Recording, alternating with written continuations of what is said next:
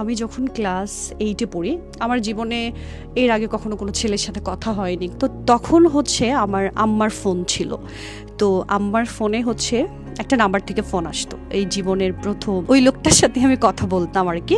তো কথা বলার এক পর্যায়ে জানতে পারলাম যে সে আমার একটা ছবি দেখেছে, যে ছবিটা দেখে তার ভালো লেগেছে। দেন সে 1 বছর ট্রাই করছে। তারপরে কোনো একটা সময় আমিও কথা বলছি। কথা বলতে বলতে একটা ভালো লাগা শুরু হয়েছে, মানে মনে হচ্ছে যে আমার তার সাথে কথা বললে ভালো লাগে। তারপরে সে বলল যে আমার সাথে দেখা করবে। তখন সে অনার্সে পড়ে। দেখা করার কথা বলে সে হচ্ছে হুট করে আমাকে না বলে অক্টোবরের 12 তারিখে সে চলে যায়। তো তখন আমি স্কুল থেকে বের হয়ে বাসায় এসে ড্রেস পরে আম্মা আমাকে বলতেছে কই যা? আমার আম্মা কোচিং আছে, কোচিংয়ে যাব। কারণ আমার আম্মা আমাকে সবসময় নিয়ে যাইতো। তো ওই দিন আমি খুব আম্মার সাথে জেদ করে আমি বলছি যে আমার মা আসলে বুঝে ফেলছে যে আমি কারোর সাথে দেখা করতে যাচ্ছি, কারণ আমার আম্মা আমার প্রত্যেকটা মুভমেন্ট বুঝতো। তো পরে আমি যখন প্রথম দিন চলে গেছি, যাওয়ার পরে তো তার সাথে আমি 2-3 ঘন্টা রিক্সায় ঘুরছি শুধু। পরে আমাদের ওখানে একটা বিশ্ব রোড ছিল, ওখানে বসে বসে আমরা গল্প করছি, আমার মনে আছে। তো এরপরে তাকে আমি বাসে উঠিয়ে দিয়ে আসছি 4টার দিকে। সে আসছিল হচ্ছে 2:30টায়। ওইটুক টাইম আমরা একসাথে ছিলাম। তারপরে আবার সে 22 তারিখে গিয়েছিল, 12 তারিখ 22 তারিখ ওই রিক্সায় ঘোরা। আমার মনে হয় না যে আমার সাথে তার 6 বার দেখা, কখনো সে আমার হাতটা ধরছে। সো এই জিনিসগুলো না আমার ভালো লেগেছিল, যে একটা ছেলের সাথে ঘুরলে সেফটি সিকিউরিটি ফিল হয়, একটা ছেলের সাথে ঘুরলে মানে আমার দিকে খারাপ নজর দিচ্ছে না। সো এই জিনিসটা আমার খুব মানে আমার অ্যাট্রাকটিভ করছে, ভালো লেগেছে। তো পরে যেটা হয়েছে যে আমার বার্থডে ছিল 28শে নভেম্বর। তো সে ওই দিন ঘটা করে গিয়েছে। তো ওই দিন আমার স্কুলের সব ফ্রেন্ডদেরকে আমি বলছিলাম, মানে আমার যারা ভালো ফ্রেন্ড সবাইকে নিয়ে গেছি দেখাইতে, যে ফাইনালি যদি পছন্দ কেউ না করে তাহলে রিজেক্ট। পরে আমার ফ্রেন্ডরা দেখে বললো যে না ঠিক আছে, তোমার সাথে যায় এটা সেটা। তারপরে আম্মা ওই দিন বুঝে ফেলছে। তোমার আম্মা আমাকে জিজ্ঞেস করছে তুমি কোনো ছেলের সাথে ঘুরতে গিয়েছিলে? আমি আম্মা হ্যাঁ, একটা ছেলের সাথে আমি কথা বলি, ছেলেটা ঢাকায় থাকে, তেজগাঁ কলেজে পড়ে, ভালো, আমার ভালো লাগছে, দেখতে পারো তুমি। আমার আম্মা তো ওই দিন আমাকে সেই রকম মাইট দিছে, বলে যে চেনা নাই জানা নাই এত বড় একটা ছেলের সাথে তুমি কথা বলো, চিটও তো করতে পারে তোমার সাথে, এত বাটপাড়ও হইতে পারে, যেটা মা বাবারা বলে। আবার আব্বারা বলছে যে তোমার মেয়ে তো ওরকম ঘুরে একটা ছেলের সাথে। আমার আব্বা ওই দিনই চলে আসছে। তো পরে আব্বা চলে আসার পরে তো বাসায় প্রচুর, মানে ওই কিছু না হওয়ার চাইতে বাসায় বেশি হাঙ্গামা হচ্ছে, এই ছেলের সাথে আমার কিছুই না। আমি আমার ফ্যামিলিকে বোঝানোর খুব চেষ্টা করলাম যে আসলে কিছু না আব্বা, ওইরকম একটা ছেলে আসে, আমার পছন্দ করে, আমি ঘুরছি ওইটুকুই। বাট আমার বাসায় তো তুমুল ঝগড়া, আমাকে নিয়ে আম্মাকে শাসাইতেছে, আমাকে মানে খুব টর্চার করতেছে, কেন এটা সেটা, মানে তারা মনে করছে সেই রকম রিলেশন, আসলে কিন্তু না। পরে যখন আমাকে 5 তারিখে সরাই ফেলছে ডিসেম্বরের, আমার দাদু আমার সাপোর্টার ছিল। তো দাদুকে বলছি যে তোমার ছেলে আমাকে নিয়ে যাবে, নিয়ে যাওয়ার আগে ছেলেটার সাথে আমি দেখা করতে চাই।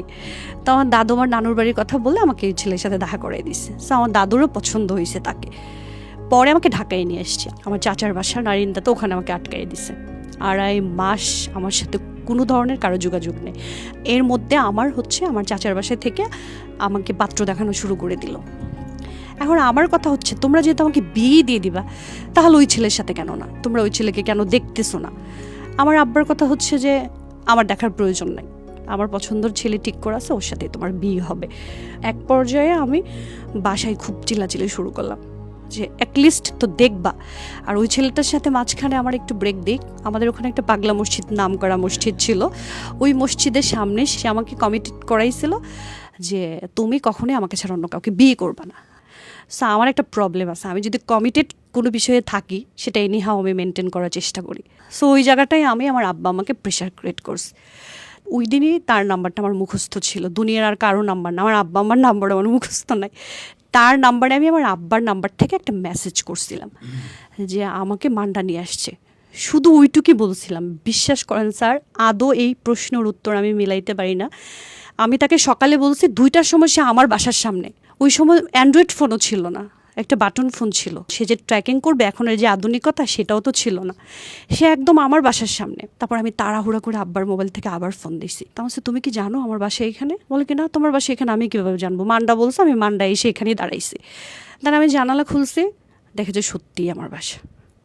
তাহলে ওইটা আমার ভাই দেখে ফেলছে যে আমি তাকে মেসেজ দিছি যে তুমি এখান থেকে চলে যাও, তাহলে সে আমাকে দেখে চলে গেছে। ওই মুহূর্তেই আমার আব্বা আম্মা মানে আমার ভাই আমার আব্বা আম্মাকে ডাকছে। ওই দিন আমাকে মারছিল প্রচুর। তখন আমার আব্বা আম্মা বুঝছে যে আমি সিরিয়াস হয়ে গেছি বেশি। ভাই কান্না করে করে বলতেছিল যে তোরে আমরা কোন ভালোবাসার অভাব দিছি, যে তুই একটা না জানা মানে একটা মানুষ চিনোস না জানোস না এত ভালোবেসে ফেলছস। আমার আব্বা আমাকে 3 দিন ঘরের ভিতরে বন্দি করে রাখছে। আমার দাদু আমাকে শুধু পানি দিত, লুকায়া খাবার দিত। ওই ছেলের নাম যেন আমি ভুলে যাই, আমি কোনোভাবেই করি নাই। আমাকে অনেক দিন অনেক বিশ্রী বিশ্রী কথা বলা হয়েছে, আমি তারপরেও তাকে ভুলি নাই। সে জানে আমি প্রচুর মার খাইছি, তার জন্য আমি এত মার খাইছি জীবনে। আমার ভাইয়ের হাতে আম্মার হাতে। আমার আব্বা কখনোই আমাকে মারে নাই, আমাকে প্রচুর মারতো, আমার চুল টেনে টেনে মারতো। ওই সময়ের দিনগুলো ছিল স্যার বলার মতো না। আমি মায়ের খেতে খেতে এমন হয়ে গেছিলাম, তখন মনে হইতো যে আমার ফ্যামিলি তো ডেফিনেটলি ভুল করছে, তাদের তো জানা উচিত ছিল যে আমার আসলে ছেলেটার সাথে কি সম্পর্ক। সেটা না করে আমাকে আসলে এত বেশি মারছে। তখন আমার কাছে মনে হইতো যে ওই লোকটাই আমার আপন, ওই লোকটাই আমার সবচেয়ে কাছের কেউ। তখন আমি তাকে জানানোর প্রয়োজন মনে করছি। আমি বলছি যে তুমি আসো, এসে আমাকে নিয়ে যাও। পরে যখন সে আসলো, সে অবশ্য অনেক কনভিন্স করার ট্রাই করছে, আমার ফ্যামিলিকে পারে নাই। আমার আব্বা ওদের বাড়িতে গিয়েছিল, যখন দেখে আসছে আমার আব্বা বলছে তোমাকে আমি 2টা কথা বলবো, যদি বুঝো ভালো, না বুঝলে তোমার ব্যাপার। যে তুমি ছোটবেলা থেকে যে জায়গায় টয়লেট করে বড় হইছো সেই জায়গাটাই ওদের নাই।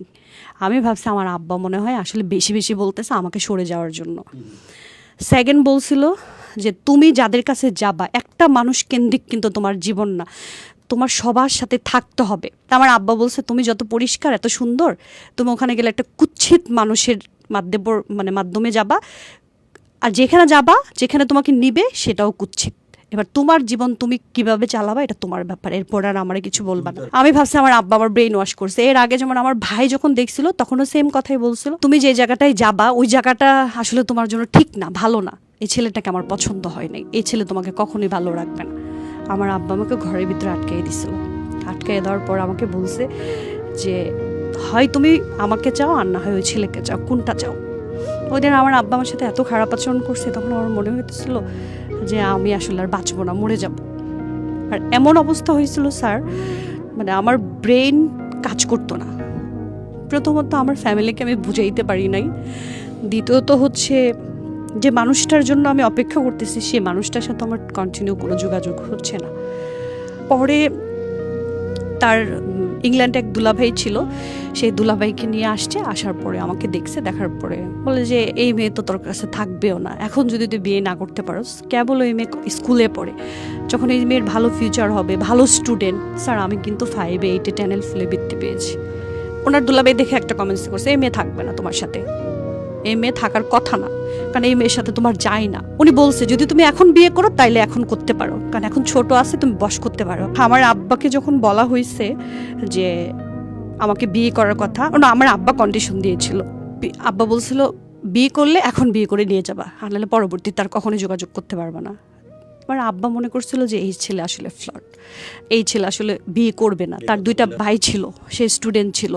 তারপর আমার আব্বা যখন বলছে যে বিয়ে করতে হবে, তখন ও রাজি হয়ে গেছে। কি বুঝে রাজি হয়েছে ওই জানে। আব্বা বলছে 20 লাখ টাকা কামিন, বলে যে 20 লাখ না 50 লাখ টাকা কামিন দিয়ে আমি বিয়ে করবো ওনার মেয়েকে। ওর দুলাভাইকে বলছে বলেন।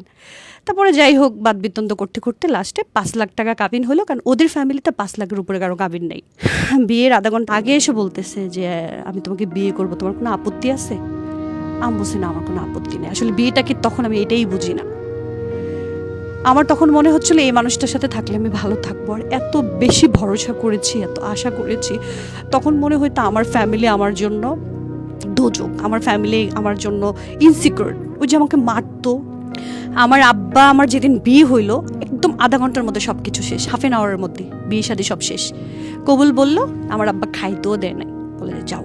তো আরেকজন ফ্রিডম ফাইটার ছিল, ওনার মেয়ে ওনার ওয়াইফ গিয়েছিল। ওটা হচ্ছে ওর ফুপাত্তো ভাইয়ের ভাবির বড় ভাই, তার মানে ওর বিয়াই হয়। তো আমার আব্বা ওনাকে একমাত্র সিনিয়র দেখছে, আমার আব্বা ওনার হাতে সঁপে দিচ্ছে, বলছে যে আমার মেয়েটা আসলে অবুঝ পাগল, তো ও তো আসলে জেদি, ওকে একটু মানে ও অনেক সর্বনাশ করে ফেলছে, কিন্তু তাও একটু দেখে রাখেন। যেদিন আমি বাসা থেকে বের হওয়ার সময় আমার আব্বা বলছে যে কেউ গেটের সামনে যাবা না। আমাকে বের করে দিল। আমার দাদু গেট পর্যন্ত গেছে, আমার আব্বা চিল্লাইতেছে তোমার না করছি গেট পর্যন্ত যাইতে।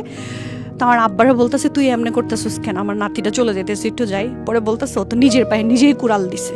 যাইতে দাও। ধাপাস করে দরজাটা লাগাই দিল, একটা সাউন্ড হইল। আমি না আর পিছনে তাকাই নেই গুরু। ওই লোকটা, যে লোকটা উপরে আমার ভরসা ছিল, সে আমার হাত চেপে ধরছে, আমাকে বলছে আমি তোমার সাথে আছি।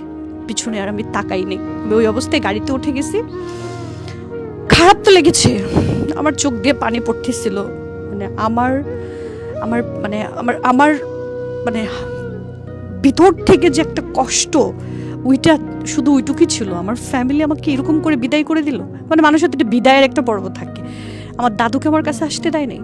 তারপরে ও তখন বুঝছে, ও তো আমার চেয়ে অনেক ম্যাচুয়ার্ড, ও বুঝছে, বলে যে আমি আছি, তোমার সাথে ভয় পাইও না, এ কথা বলছে। আমি তো গাড়িতে উঠে গেছি, তাকাইও নাই।